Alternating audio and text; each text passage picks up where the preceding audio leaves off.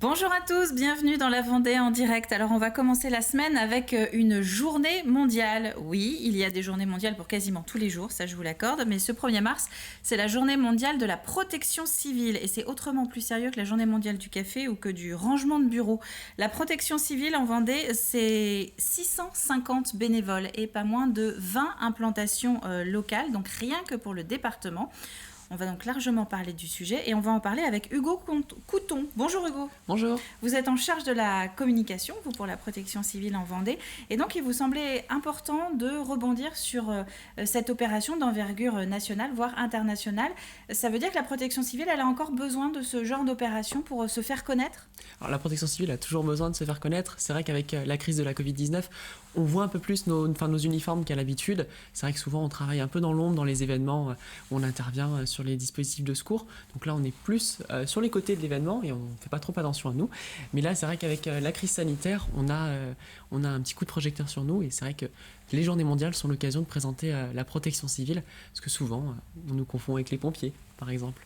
Ah oui, c'est vrai ? C'est vrai. Alors, rappelons les fondamentaux de la protection civile. Vous avez 3 missions fondamentales, je crois. C'est ça, voilà. Notre adage comprend trois mots: aider, secourir, former, qui résument nos 3 grandes missions de la protection civile. Aider, c'est soutenir la population, par exemple en temps de crise, principalement crise sanitaire ou aussi catastrophe naturelle. Je pense notamment à Xynthia, on a fêté les 11 ans hier. Donc je pense notamment à Xynthia où on était très présent après cette catastrophe. Alors, ensuite, on a la mission secourir, c'est ce que j'évoquais tout à l'heure, ce qu'on appelle les dispositifs prévisionnels de secours.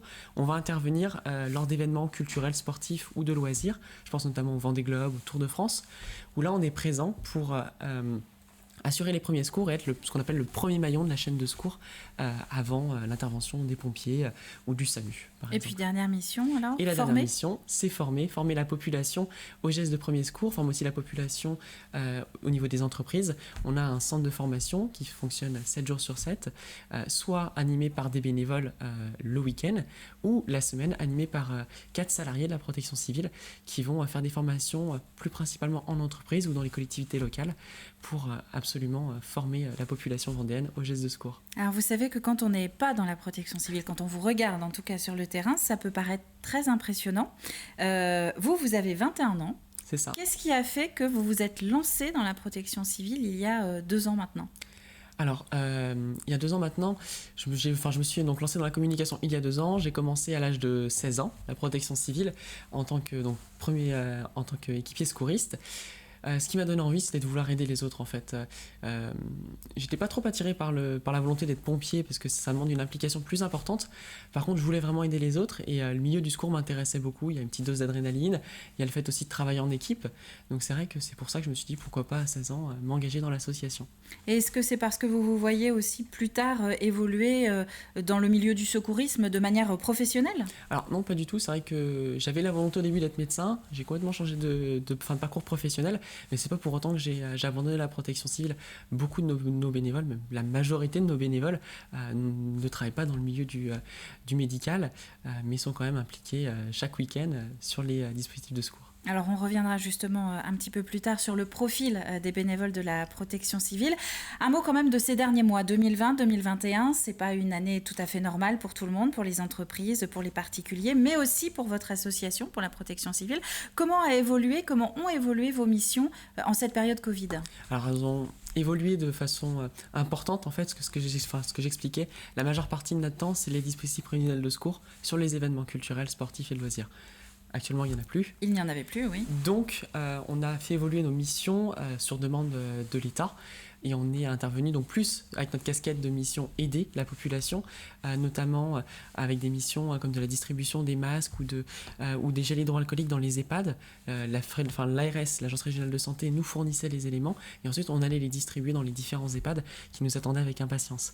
On avait aussi d'autres missions qu'on continue, comme l'encadrement des visites des familles dans les EHPAD, ou actuellement aussi la préfecture qui nous a confié la gestion du CTAI, la cellule territoriale d'appui à l'isolement, Donc lorsqu'on est confiné, on appelle ce numéro de téléphone, vous tombez sur un opérateur de la protection civile qui va vous accompagner pour répondre à vos besoins lorsque vous êtes confiné. Donc ça veut dire que vous aussi, vous avez dû être formé assez rapidement non, pour adopter ces nouvelles missions? Alors oui, on a eu des formations qui ont été mises en place, je pense notamment au préleveur PCR. C'est vrai que l'État nous a demandé de l'aide là-dessus, et donc la Fédération nationale de la protection civile nous a fourni les éléments pour nous former à ces missions qu'on n'avait pas l'habitude de connaître avant. Alors, que ce soit en période Covid ou que ce soit en période plus classique, traditionnelle, où on revient sur vos missions fondamentales, est-ce que tout le monde peut devenir bénévole de la protection civile en Vendée comme ailleurs? Oui, on peut devenir bénévole de la protection civile. Je pars du principe, dès qu'on est motivé, en fait, on peut nous rejoindre avec plusieurs casquettes. Je pense qu'on va l'évoquer après, mais il n'y a pas de limite d'âge. Si ce n'est qu'on peut s'engager qu'à partir de 16 ans en tant qu'équipier secouriste, ce qu'on appelle le PSE1, mais on peut commencer à s'engager à partir de 14 ans en tant que stagiaire, et puis on peut commencer à apprendre les gestes de secours bien plus jeune pour pouvoir aider, par exemple, ses amis ou ses parents. Et donc ces plusieurs casquettes, c'est en effet, il y a les personnes qu'on voit. Quand vous êtes, comme votre tenue, on vous repère rapidement sur le terrain. Mais il y a aussi des bénévoles de l'ombre dans la protection civile. Tout le monde n'est pas forcément sur le volet secourisme. C'est vrai. En fait, on est une association de loi de 1901, une association qui commence à être assez importante en Vendée, donc qui pense aussi à faire un rôle administratif. Je pense notamment, j'ai aussi évoqué le Vendée Globe, par exemple. Il y a toute une mission en amont de préparation, du matériel, des plans de prévention là-dessus. Donc, on a aussi besoin de bénévoles, ce qu'on appelle du bénévolat de compétences, qui nous apportent leur aide en amont du dispositif de secours et aussi après. Je pense par exemple notamment à la communication, qui est ce qu'on appelle une mission annexe.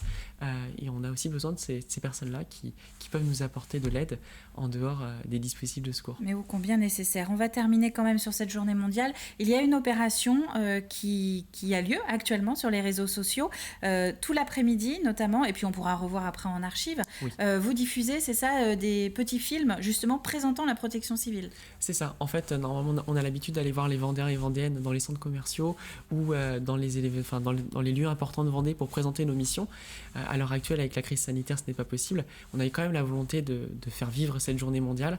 Donc, on a créé des capsules vidéo tout au long de la journée pour présenter les différentes missions de la protection civile et les différentes personnes qui animent cette association. Si on veut s'adresser à vous parce qu'on est intéressé, un site internet ? Oui, protection-civile-vendée.org et aussi sur nos réseaux sociaux. Eh bien, merci beaucoup Hugo Couton. Merci. D'ailleurs, on sait que sur les réseaux sociaux, il y a de fortes chances pour que ce soit vous derrière, puisque vous êtes en charge de la communication. C'est la fin de cette Vendée en direct consacrée à la protection civile. Si vous ne faites pas partie de ces plus de 600 bénévoles, il y a sûrement une place pour vous bientôt. Merci de nous avoir suivis et à la prochaine pour une nouvelle découverte en Vendée. À bientôt.